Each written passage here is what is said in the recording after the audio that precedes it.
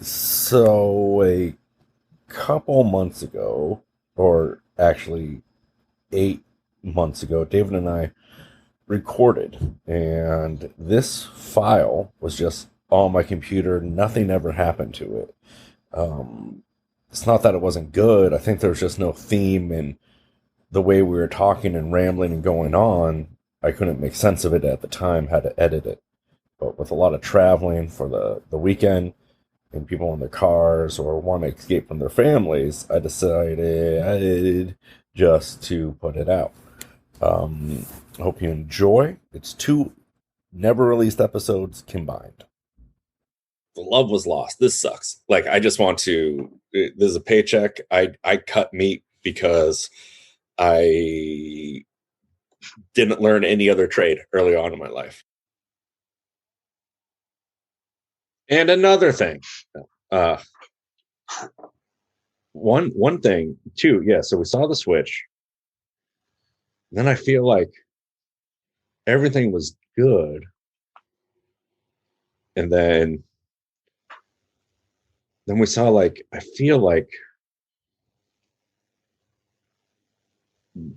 there was like people became entitled to information that took a, like, I always say that I wanted to pay it forward, but I feel like I did a lot. Now I get messaged all the time by people who want advice, and I don't have time to answer every single person.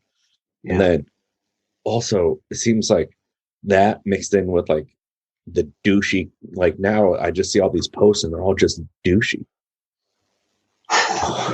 Tell me more about douchey. Like, just this glorification of like, check out these big, thick, manly steaks, and like, it's like almost like a machismo side of the industry. Yeah, there is some weird like marketing and self promotion of like retail butcher consultants out there right now.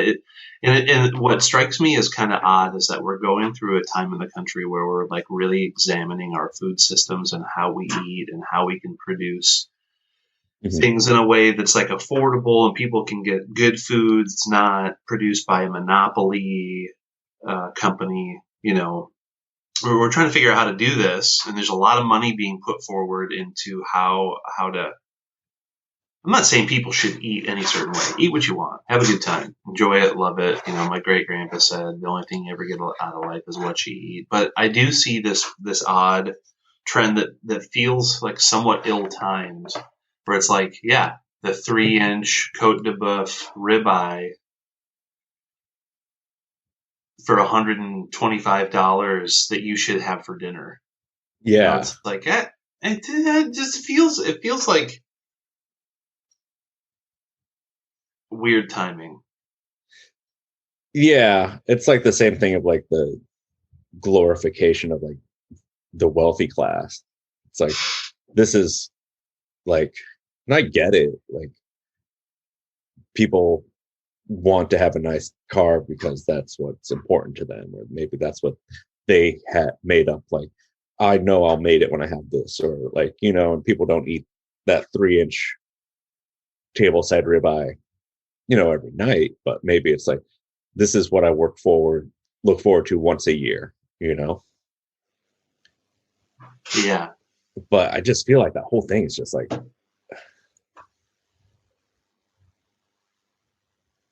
I've gone to a restaurant where it's like, I slaughtered this beef, right? And then like, oh my gosh, like this cut is now like something like that is like 2 inches thick is now being served for like $150. And I saw this one TikTok post, and it's like, if you're ever in Seattle, check out this place. They do a Chateaubriand tableside, and it serves up to 2 people, and it costs modest like $200. And it's like, $200 to be disappointed.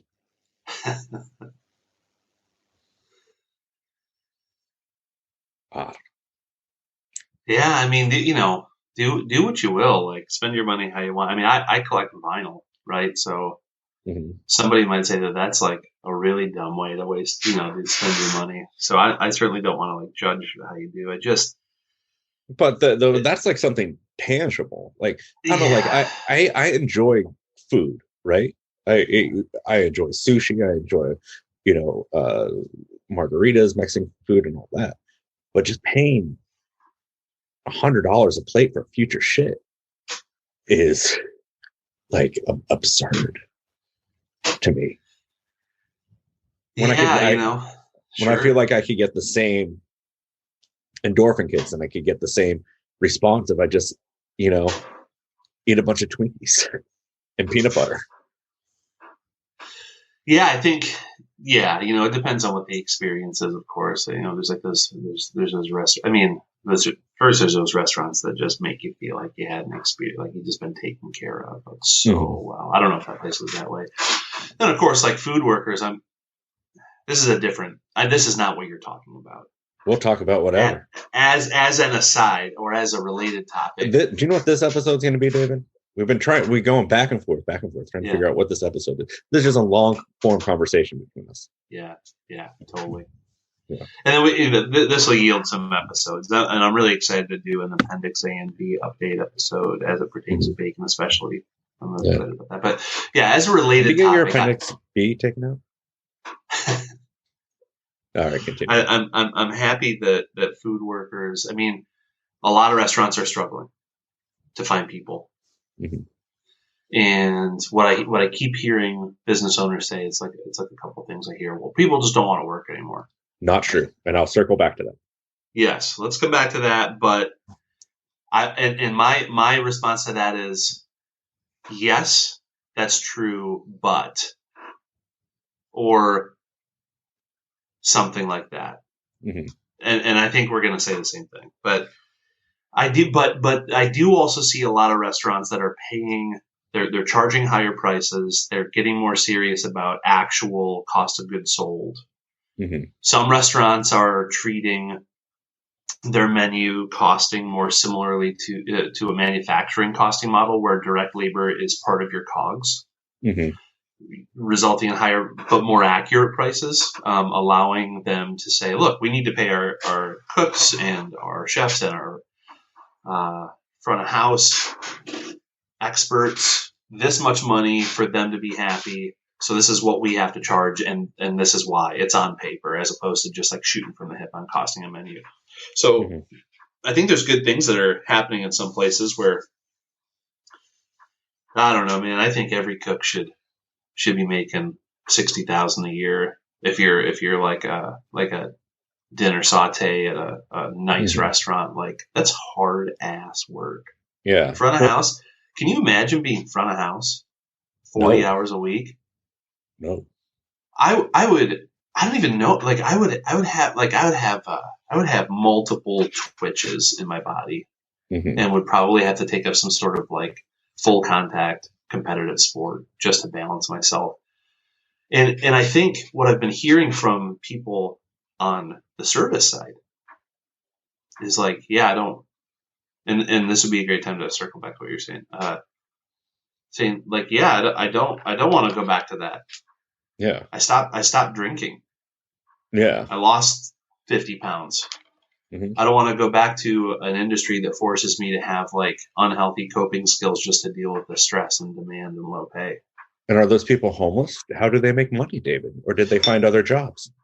Some people are finding other jobs. Some people are just getting creative and dealing with it. Some people are, there's a lot of, so another thing I'm seeing is like, there's a lot of people who are striking out on their own, doing their own thing, being their own business, which is, there's a lot of creativity out there right now. Like I know a gal down in Corvallis, Oregon, who was, she was a butcher, she was a chef, she's super talented. Got out of the rat race because she was just frustrated to start her own business and is doing like, catering, small batch, like handcrafted foods, at farmers markets and stuff. And it was a struggle, but she's like happy, right? So a lot of people are doing that. I see a lot of people doing thought work. So consulting or teaching. This, I think, is not. I think that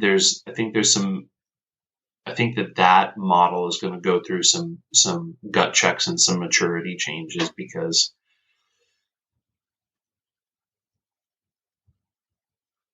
because there's a lot of unqualified people. But what I Okay. want to get to, Yeah. what I want to get to is it's not that people don't want to work, right? It's these Yeah. people. Totally. It is that people are finding a different way to bring in income that isn't dealing with the general public or Yep. doing. And if they want to return to those jobs, then an industry with razor thin margins needs to charge more to make wages more appropriate. The people who don't want to return to work is what I've talked about earlier, is the people who are 65 and over who took the Yeah. pandemic as a time to Oh. retire. Yeah. So pre-pandemic unemployment levels right now or unemployment levels right now are the same as it was pre-pandemic. Really? Yeah. So it's we had the same workforce, but we have this um, artificial job shortage in service industries. Well, it several things because unemployment's so low, so it's actually harder to find workers right now, and people are being Yeah. creative in like that there's creative people out there have things like Patreon, OnlyFans, and are selling tutorials and nudes and who knows, so people are able to find other ways to make their income. I was able to find creative ways to make more money in the last year. So it's, Yeah. but I feel, you know, that what would help the restaurant industry is, and I don't know, I'm not like an economist, I'm not any of that thing, but get rid of tip wages, pay a living wage, and get rid of tipping altogether. Yeah. A little more European in nature. Yeah, because the I just feel working for tips is it just feels like so degrading because you have to be this person that you're not. You have to smile at a shitty person. You have to, there could be something in the back of the house that makes the experience not good. That person could just have a bad day or be an asshole who doesn't tip. Yeah. Um, you know, some like, and if service is really good, then people have the option to like, oh yeah, here's a little bit extra. You know, I'm just talking about the Yeah. restaurant industry. Uh, you know, like I tip my garbage man because he goes above and beyond. Uh, Yeah. I tip strippers because they're doing something that's like directly like that money will make the experience different. Yeah. Sometimes really different. Yeah. Actually, I have never seen a stripper in real life before. Okay. So New Year's Eve, we were so bored that Melissa started looking up to see if there was any local strippers that could come over to the house. Really? Yeah. Any Luckily, there luck? weren't. No, it Yeah. would have made for an interesting night. Yeah. Yeah. No doubt. Yeah. I've never seen. I mean, I'm sure I know strippers, and I've seen Yeah. them. Like we've like had lunch or Mm-hmm. something, because we're friends. But yeah, I've never been. I dated one in Vermont. Huh. It's a very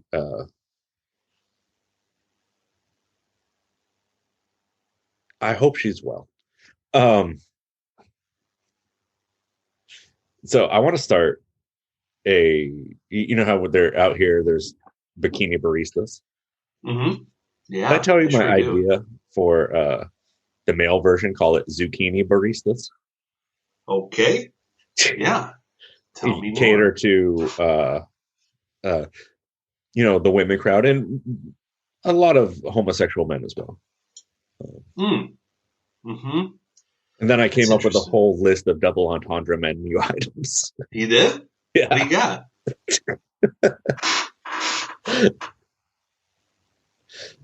Can you say them? they're really bad. Okay. Okay. Yeah. they involve creams and bottomless cups, and Is there one for caramel macchiato? maybe they're just bad. Yeah, that's interesting. Now, would you wear it like just like a short apron? I I Because I you don't don't want to know. get that steamed milk around your Have you ever been to an naughty actual? bits. Have you ever been to his actual bikini barista? I went one time. It's. Can I Wait, tell you about it? yeah. I went. So it was when I was moving from Washington to Michigan. My dad wanted to drive me, and I mean I hadn't seen him in a couple of years, or I think, Hmm. and so he picks me up, and we're in Missoula, Montana, and I didn't think the bikini baristas were that far east, but we get up, leave the hotel in the morning. I need some coffee for the road, so we pull into this place, and it's a bikini barista, and I could tell from the road, but I didn't want to say anything. Hmm. My dad's like quite modest, and we pull in, and this gal, I mean, bless her heart, was just an absolute knockout. Just Hmm. very gifted, beautiful woman, and she was wearing a T-shirt that was extremely short, so it was like maximum under boob, Yeah. and like some thong underwear or something. And like in my mind, I'm just like, wow, like this is like a worker safety. This is like an OSHA deal. This is like Food safety. food safety. And my dad, but the look on my father's face, he was absolutely just like catatonic. He was like absolutely fucking shocked. Yeah. So I've And been. she knew it. She Yeah. like she played it up, dude. She charmed a $3 tip out of my father, which was like a big deal for something like that. Yeah. See, she shouldn't have to work for kids. Um. So, Yeah. but I guess it's that mix of the people I do like supporting with it. But anyway, um, my wife, first time I came up to Washington, I said I'd never been to a bikini barista, Yeah. and she took me to one, um, and she drove through the drive-through backwards. She was driving, so the like reversed it, Really? so they were up against my. So I had to talk to the person because I just get super awkward and I didn't know what to say. My wife's just like laughing at me, and she had a mesh shirt on, Wow. um, and it was like, oh, there they are, um, and like almost like a double thong because the front was also the same size as the back. That just sounds uncomfortable. Mm-hmm. And and then I got some coffee. I think I got an Italian soda. They do a lot of Italian sodas. And then the next time I went to one was in Seattle near the stadium. I was meeting someone from Heritage Meats to unload some pork, and I went with Oh my. my God. Wait. You met the guy that I know in a parking lot of a bikini barista in the industrial district of Seattle. Yes, Fuck, that's good. That's really good. yes, and then Chris uh, and my wife went to the bikini barista Wow. and to Denny's. Yeah, I know where that Denny's is. Mm-hmm. That's not the weirdest thing about like where I've unloaded pork before. One time at 2 in the morning, I met in a Orange County Asian supermarket parking lot and had a generator hooked up to a well saw, and a semi met me there, and I broke 10 pork into primals and threw them in a refrigerated van, and then made morning deliveries Wow, unwrapped. unwrapped. Now that's Wow. That was back in that was years ago. That was a different time in the industry. Yeah, it was fun. Mm-hmm. I was talking about the good old days with an inspector. It's like, yeah, back when I started, you could, people would be peeing in the holding pins. There's this shelf in the holding pins that just had a couple packs of cigarettes, and there was always a lit one. It's like the communal cigarette. You'd go out there, take a couple drags, put it back, someone else. Just wow. We didn't have to worry about COVID back then. And then, yeah, we were just telling great stories about lambs getting loose and carcass coolers and like just funny things. I feel great. What is that, a donut? A waffle? No, microwave croissant with croissant sandwich. Very bougie. Would you put me on the security panel? Would you make me able to be? Oh my God! Why can't I say the words? Can I record this? Okay. It's fun. A lot of variety. You're doing any Brasalas? Yeah, Brasalas probably I'd say in their top 3 flagship items. Okay. Brasaula.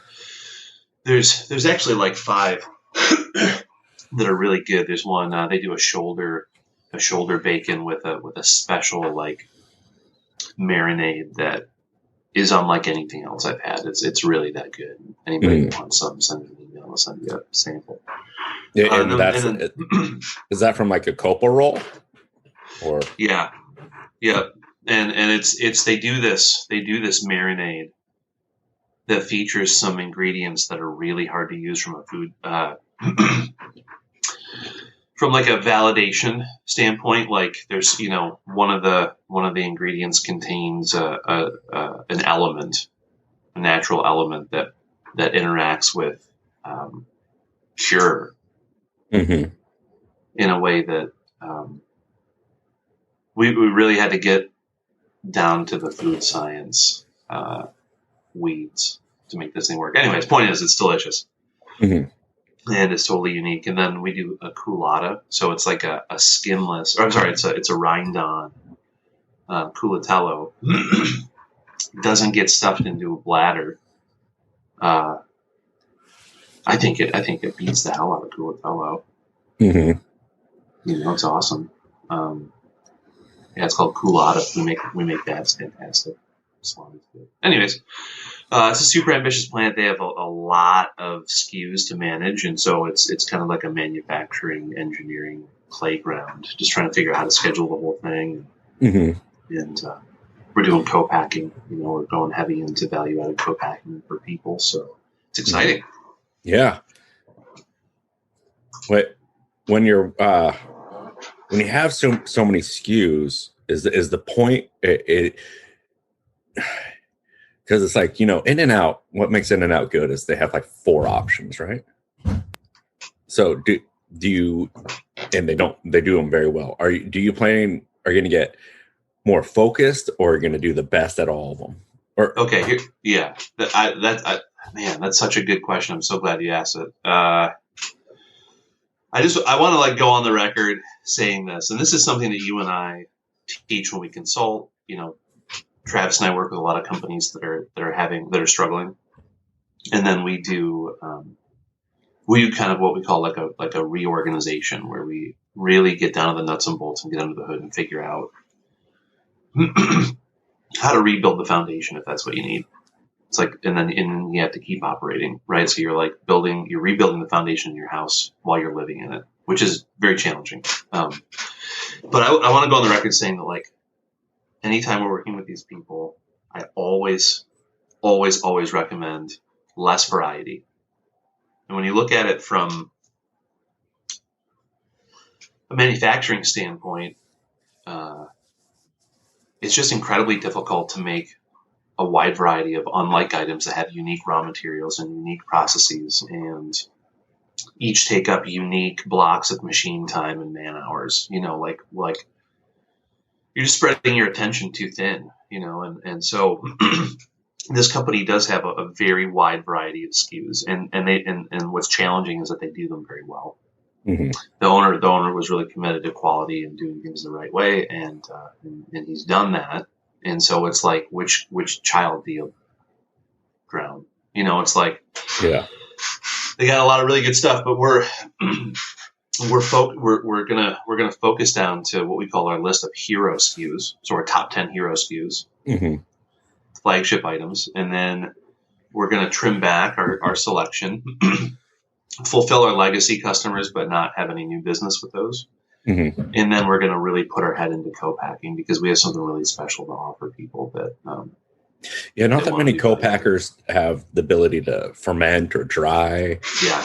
And get real into the it's very limited co-packing.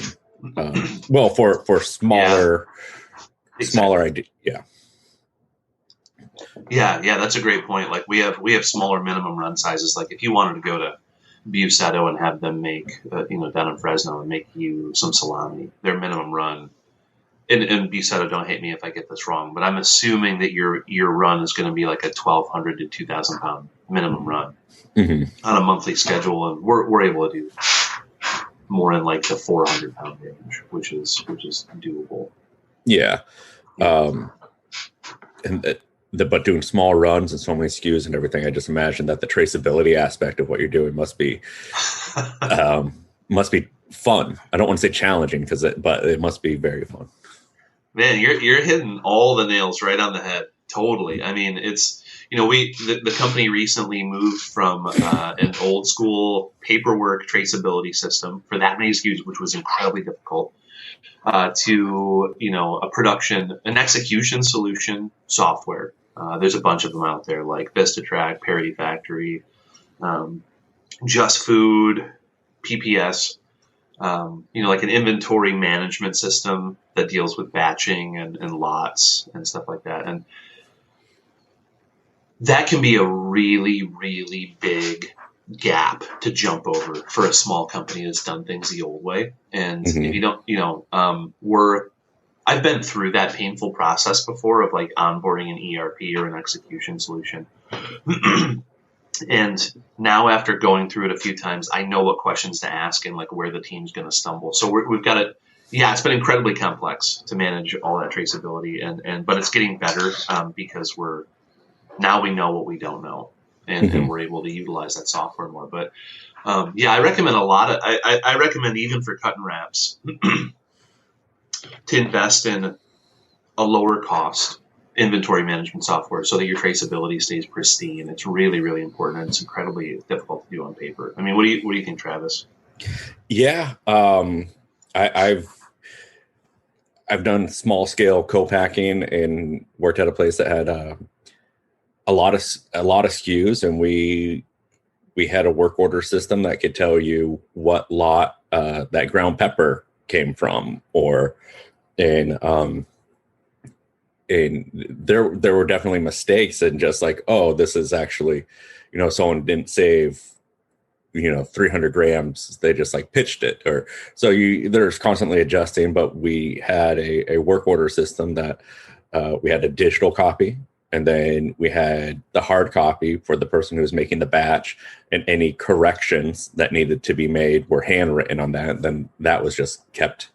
And then, software like we used Fishbowl, and there was a lot of problems with it, but it did but I also personally just don't know any other software, so Fishbowl, okay. I want to have because where I work now, we're going to be offering receiving carcasses from other places. So I want to offer a better, mostly yield tracking system. So, yeah, yield tracking. That's another thing. These are all very top of mind right now. I'm glad that you brought that up. Actually, before I talk about yield tracking, I have a question. When you had the digital work order and you had the the physical copy. When you did your work order also feature your CCP monitoring and verification? Like, did you put your cooling No, temperature on that? because our work order was a in-house step. So, Okay. and but we had our temperature monitoring, our appendixes were all on different sheets, and then they would just be filed and then part of the pre-ship. We just had um, just a Tompkins study sheet hanging on the wall for our cold processing, and then we had we had data loggers for Biomega that we would upload and then pinpoint points in our cooking and cooling process, and that was all separate. But what our work order did have on it was the weight of the raw material. It had machine loss, it had portioning loss, it had the average weight per unit, and then it had at the end it would have all the unit pieces. So how many boxes, how many bags. It would have a list of uglies, and then it had a note section that, like, if you ended up with more loss than usual, or if you knew you were going to, you could say humidity failed something, or you could write, like, if someone dropped a lugger on the ground, Yeah. and then we would convert it, and then we would be able to see, like, there's a lot of hand calculations, and I would love a more digital temp, like, but for the volume we were only pushing out like 1,500 pounds of smoke product a day, and just not even being able to tread water. Totally. It didn't make sense to invest in something else. Yeah, I think we're thinking about moving our make sheets or our work orders to having physical copies, but any monitoring data or like calculations are done on an iPad with an editable document that's like locked except for specific fields, so that operators can enter information there. Mm-hmm. I'd love to have. I really want you to come out to the plant, because I think that your perspective on how to organize documents is really needed in this place, because we have monitoring on every single individual make sheet, whereas, like, when I think in some documents you've described, like, you have multiple things on one log sheet. Yeah. Just kind of rethinking how we do things. I could use your eyes on that. That'd be sweet. Yeah, and like one of my favorite documents that I'm going to implement, because the company I work for is moving into a brand new location next week, and it's going to be a completely different bug. It's going to be a whole new 90-day validation period. But one thing I really didn't want to take with me from the old place was this. Our HACCP and our record keeping was 20 years old, and there was just add-ons, and it was just it served its purpose, but it was also written by a volunteer farmer, so they did the best they did what needed to be done. And this one, instead of we're compressing 5 pieces of paper onto one daily sheet, which I'm very excited about. And it's going to be eventually it'll be simpler monitoring and less testing. But of course, in that validation period, that's going to be crazy, because I need to show that my process works.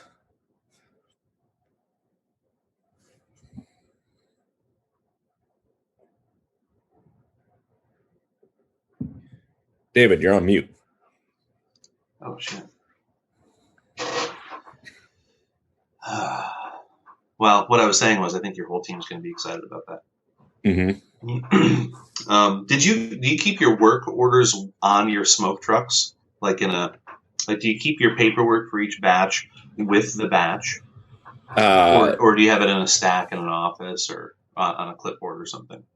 it's in a clipboard, but it follows the process. So when it would leave, the person making the raw materials would have a physical copy on a clipboard, and that would be their clipboard. And then once it was ready for the smoker, it would go into the smokehouse. In the inbox, it was just a paper file, like one of those things where it's like you just put a piece of paper and it hangs on the wall. And then it would say, and then they would go the next day. The person who was smoking it, or if it got smoked that day, would grab that piece of paper from that in file and punch in all the lot information and on the digital smoker. And then we had wax tags that we would that would be on the smoke truck that would have the name of the product and the lot number. And we would do that right away. And if it was hot dogs and we were using an allergen as a binder, it would be a different color tag. If it was like organic, it'd be a different color tag, but that would follow the process. And then we would take it, or then once it was smoked, we put it in a designated cooler. It was our ready to eat cooler that we really had to be conscientious of, personnel transferring in between raw and everything like that, because we didn't have pass-throughs. And a lot of places will not recommend, like they want you to have a separate staff and a separate this. And I 100% agree with that. But we just didn't have that luxury. So we just did our due diligence of making sure packaging smoke materials was done on a certain day. We wore different shoes. We had a different, we had different luggers that only stayed in that room. Yeah. And then we swabbed periodically.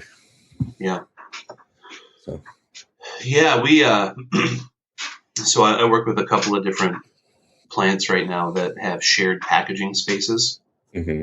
One plant has one thermoforming machine only, and they do the final processing of the ready-to-eat product and the bacon in the same room, but at different times. Yeah. And so they have a pretty tight. This person that I work with has a pretty tight production schedule, but they also have a really a really aggressive testing program. I almost said robust, but I didn't. Mm-hmm. So like monthly, they're doing. So basically, and this is how I set up SSOP programs or sanitation programs for plants. There's 5 different zones for testing.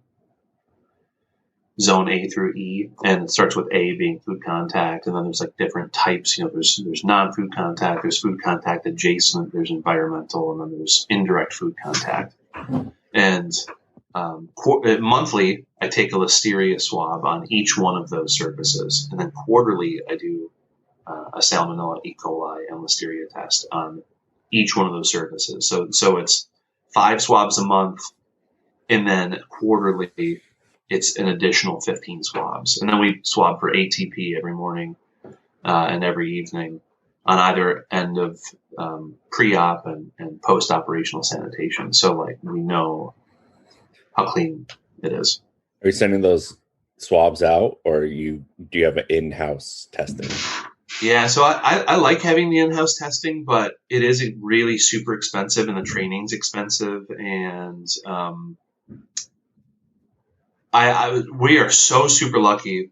This plant that I'm talking about has a lab 5 minutes up the road. Mm-hmm. They're like a full they have a full pathogen testing lab and everything right on site. So that's incredible. Mm-hmm. The ATP swabbing happens on site because the little swabs can read right there. This other plant has one packaging room, but they have two packaging machines. They've got a vacuum sealer for their raw, and they've got a thermoformer for their cooked or they're ready to eat, and they've color coded the floor. Okay. And it's two separate crews that are in the same big room, but they can't interact. There's like a line down the center. Yeah. And that's kind of interesting too. That's an interesting idea for a place that's space constrained. Like an episode of the Brady Bunch. Yeah. Where they're fighting over room space. Yeah. I'm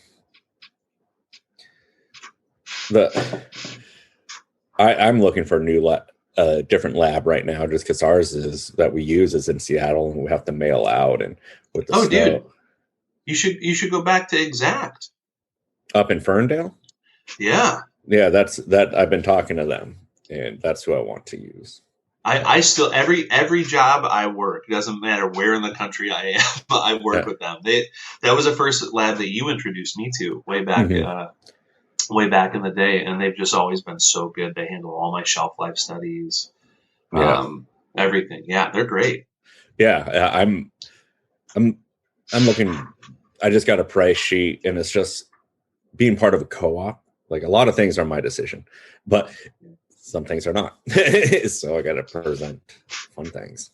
Well, you have a way more active board than a lot of companies because it's a co-op. It seems to me like the board is really engaged and actively making decisions and meeting pretty frequently, it seems like. Once a month, and then we have that being said, I also have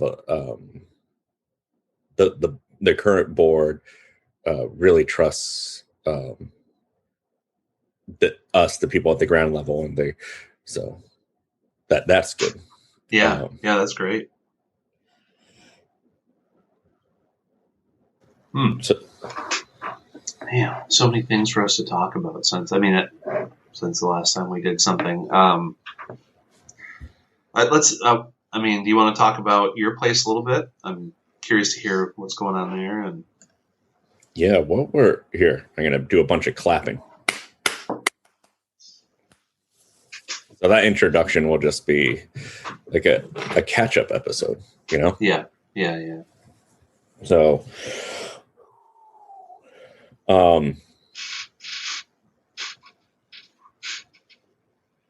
what was one of our topics going to be, David?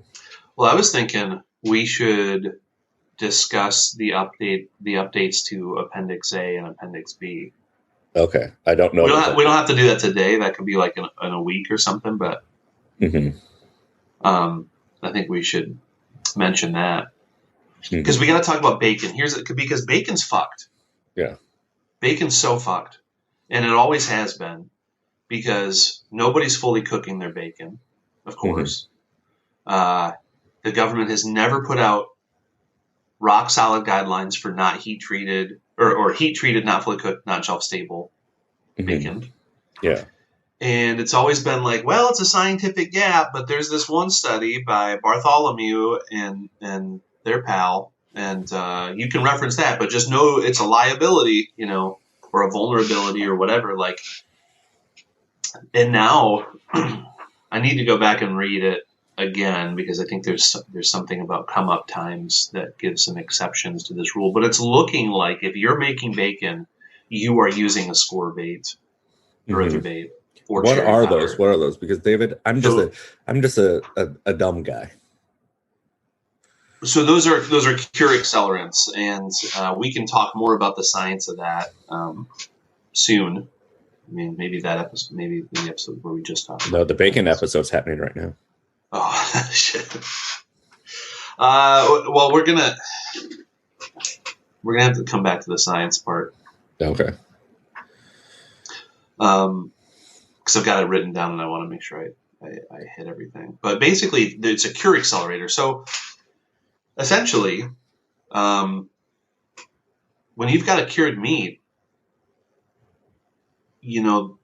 I think a lot of people think that you leave sausages or bacon or hams hanging in the cooler overnight to form a pellicle, like a cold tack time, which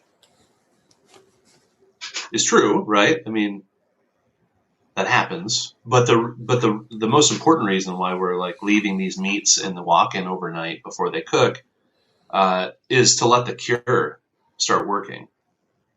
And without a cure accelerant like a sodium erythorbate or an ascorbate or a cherry powder, which is the natural version, I think it's Veg Stable 480, maybe.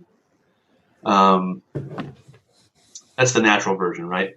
It accelerates the curing process and makes it so that you're getting the benefit out of it when you cook it. Mm-hmm. And so we can talk more about the interaction between the mussels and the nitrites and such. Yeah, because so I've always done like a I've always done a dry cure, and rotate, but I have no experience with the injectable bacons. Yeah. And I've had trouble, with cure spots. Yeah. And and then because our bacon didn't meet the standard of identity by the USDA for bacon, we had it as a non-fully cooked product, and it just looked like this pale, limp dick piece of meat. Yeah. Yeah. Yeah, totally. No, I know what you mean. You're talking about with the dry cure? Yeah, with the dry cure and the rotating, fat on fat, all that. And we got to a point where we didn't rotate, but we would tumble, on a periodic cycle, a few minutes on, a few minutes off, and then had that go overnight. And then, but we would hold bacon for 7 days before we'd smoke it. See, and here's the thing, like, and I know a lot of people do it that way out there. Mm-hmm.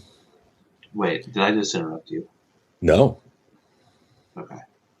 I can't do that. I can't do it because for multiple reasons. First thing, I can't have that much of my whip cooler tied up for 7 days and put the labor into flipping that stuff. Yeah. And because a lot of our customers want uncured, the cure, it's not a curing agent. Curing agent doesn't migrate the way that traditional cure does. Mm-hmm. And so we've got to inject in order to get that like equalization throughout the muscles. But also the other thing is when I'm cooking bacon, I'm getting like a 98, 99% yield every time because it cooks off that brine rather than cooking off its own liquid. When I did dry cured bacon, I was getting like an 80% yield, 78 to 82% yield. And like when you're talking about 20% yield difference, or say 18%, and it's a 2,000 pound batch. Yeah. That's a lot of bacon. That's a lot of revenue, And the other thing is that it would be expensive for me to be a newcomer to dry cured bacon, not coming in with like a grandfathered process, because at this point, because there's so many USDA inspectors that are retiring that like joined when the mega reg dropped. Yeah. They're all retirement age now. We've got this new changing of the guard. There's like all these young inspectors coming out and they're being trained really well. The USDA is like doing a good job. And there's a lot of hungry, ambitious. I've got this inspector at my plant right now, and I can't say her name, and she doesn't listen to the podcast, but if she did, I just want to tell everybody she's doing a really good job. I got some young inspectors on my circuit who may listen to the podcast. They are attractive.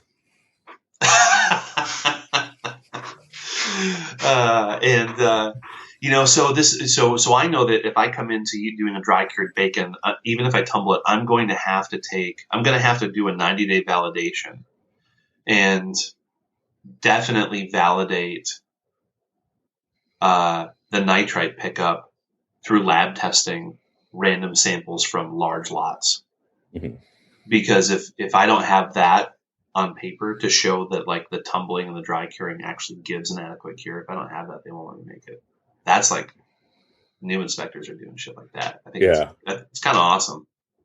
Well, I also want to talk about just it's completely unrelated, but it's a combination of the new regs that are making people retire, and also COVID made a lot of people just retire early or take their retirement as soon as they could. Most people I know who've retired this year, it's just because they when they were in lockdown, they're just like, yeah, I'm going to retire. So yeah, we should. What should we do with our agenda here? We just have someone we haven't talked in so long that I know it could we'll just be talk a about weird other rambling things. episode where we just talk Okay. about everything. Yeah. This could be the whole episode.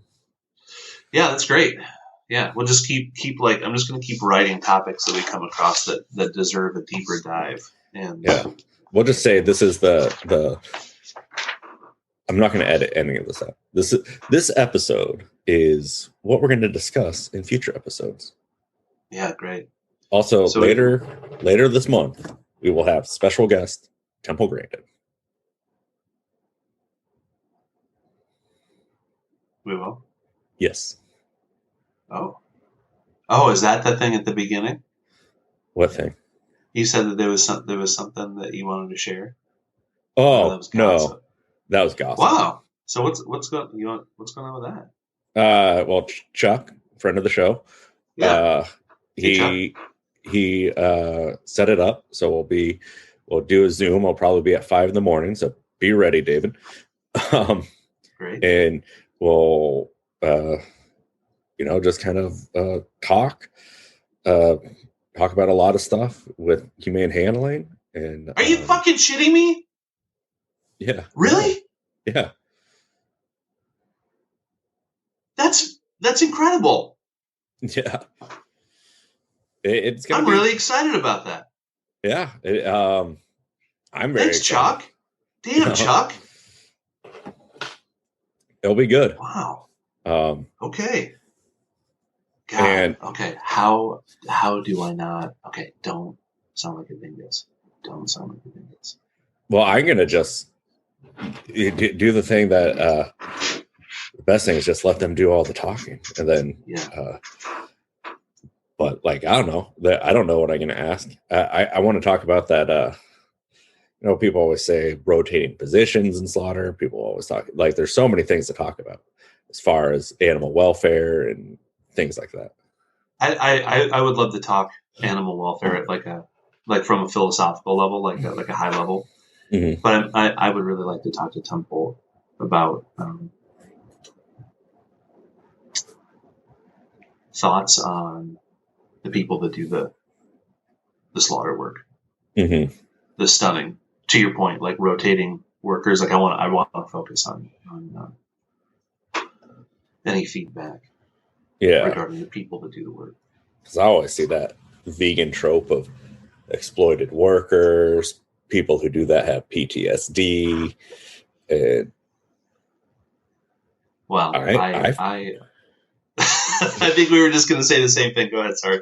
What were you going to say? I was going to say, yeah, I think probably. Yeah, well, I just don't know if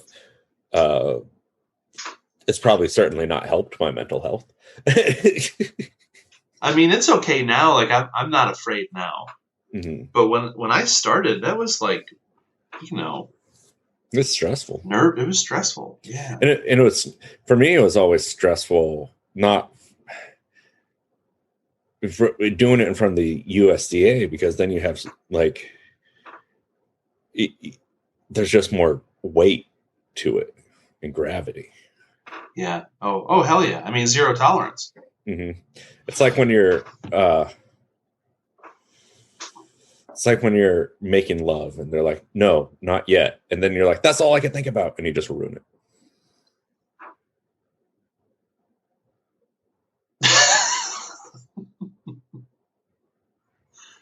I don't know anything about that. Welcome to the Meatball Podcast. So, in the last, what is it? I don't know when last time we sat down and recorded, but it was before summer. Since then, we got the new variant, Obamacron, and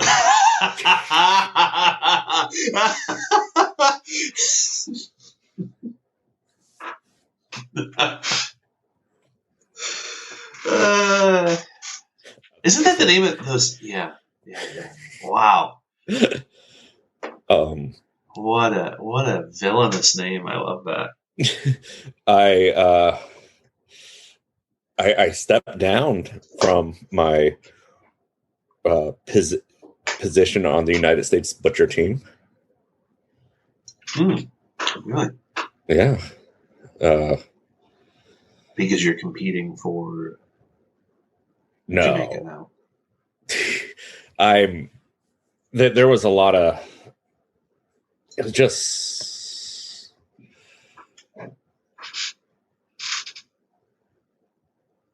I don't know. Everyone had a lot of stress in their personal lives.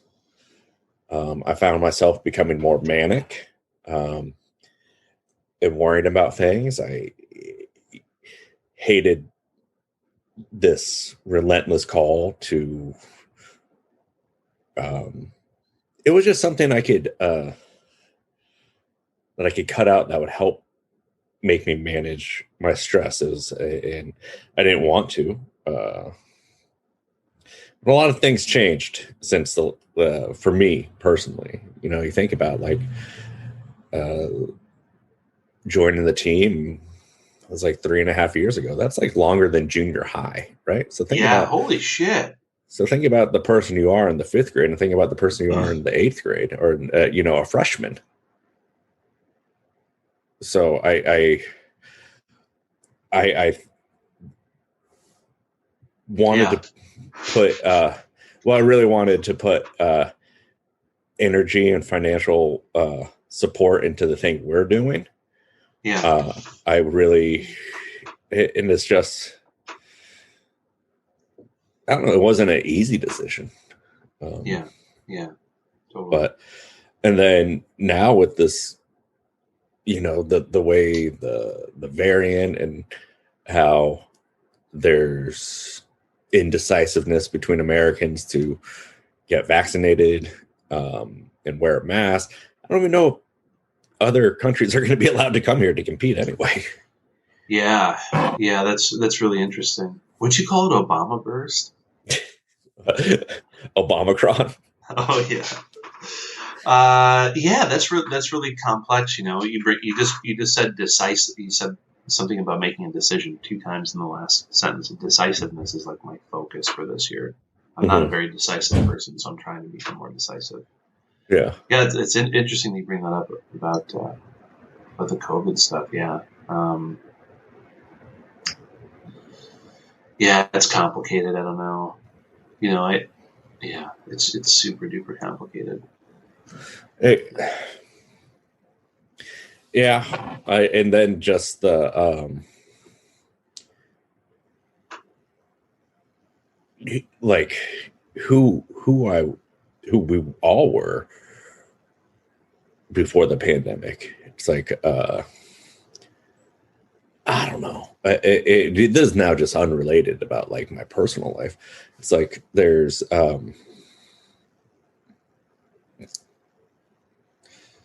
the lack, we've talked about it before, the lack of credibility and the lack of the people out there putting themselves forward as voices in the industry. And this, I'm seeing like a digression, right? I feel like a couple years, like, so I started off in slaughter and then got into the high end artisanal craft butchery. It like you were in, right? Mm-hmm. It was high concept. And I personally fell out of love with that because there's just so, I remember when we could record this podcast and I could talk freely because I didn't think anyone fucking listened. But now I know all the people who listen. So I feel like every time I say something, I'm going to offend somebody. Anyway, I thought the artisanal side was fucking dumb. I thought that we had so many SKUs, they had made so many things, and the most beautiful charcuterie plate that would all go into the trash. I think it was managed poorly, staff sucked. It was this whole idea of like, yes, chef, no chef, and just being berated and yelled at. So I fell out of love with that industry. Yeah, right? yeah. And then there's the slaughter, then going back into slaughter, and there's the mobile or the noble slaughterman who takes themselves too seriously. And it's like this concept of like, yeah, da da da da, and like, you know, animal welfare and respecting life. And every time I take a life, I just say a little, you know, thank you, and all that. And this whole romanticized part in the industry. Like the righteous slaughter. Yeah, the righteous who in then that corresponded with everyone who became a. We're not supposed to use the term hobby farmer anymore, but I forget. So I was talking to a state senator, and I said hobby farmer, and he's like, no, this is the term we're supposed to use now. Oh, really? What's the new term? I don't know. I'll text farmsteader. I'll text them and I'll ask real quick. I would love to know. The last thing I want to do is get behind in the nomenclature. What term are we supposed to use that's not hobby farmer?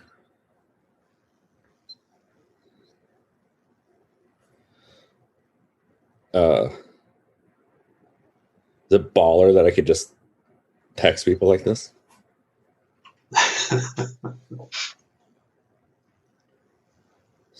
The term.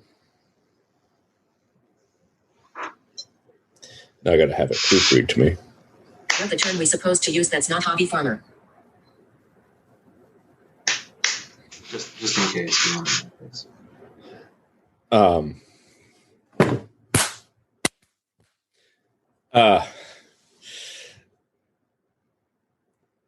So this romanticized, this high concept, right? And me and you both fell into that. We both like had at some point we've all had these hats, right? Sure. Yep. Totally. And then I don't know where the switch came, where it's just like, it's like the love was lost. This sucks. Like, I just want to, there's a paycheck. I cut meat because I didn't learn any other trade early on in my life. And if I learned like electrician or HVAC or anything like that, pretty sure I would be good at it as well. But yeah, it's never too late. Yeah. But then the industry shifted to the lifestyle farmer. Lifestyle farmer. I like that. Lifestyle farmer, because that's almost like a little cheeky too, because it's kind of like you're farming your lifestyle in a way. Yeah. You know what I mean? See what I did? Mm-hmm. Yeah. Man, I just heard a big crash. Uh-huh. And I think that 40 inches of snow just slid off my roof. Uh-huh. And I think my house is damaged. You're fine. I'm gonna go check on it. Also, I could probably go for a pee, and can we just take a 5? Yeah. Okay. I'll be right back. I'll stop recording. Okay.